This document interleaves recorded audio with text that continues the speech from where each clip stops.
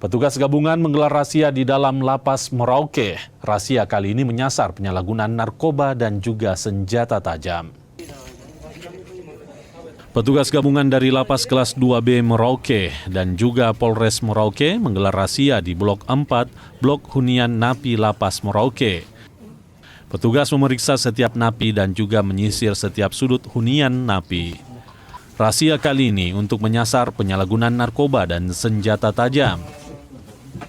Petugas tidak menemukan narkoba dan senjata tajam, namun barang terlarang berhasil disita termasuk ponsel, obat-obatan tanpa resep dokter, pemanas air, pipa, hingga pengeras suara. Blok-blok hunian ini yang kita sasar ada 4 dan bersih narapidana dan tahanan. Dan tadi sudah kita lihat hasilnya, tidak ada narkoba, hanya ada HP dan beberapa benda yang memang tidak boleh masuk ke dalam kamar. Razia kali ini digelar atas instruksi Dirjen Lembaga Pemasyarakatan untuk sejumlah lapas di Papua. Sarip Jimar, Kompas TV Merauke, Papua Selatan.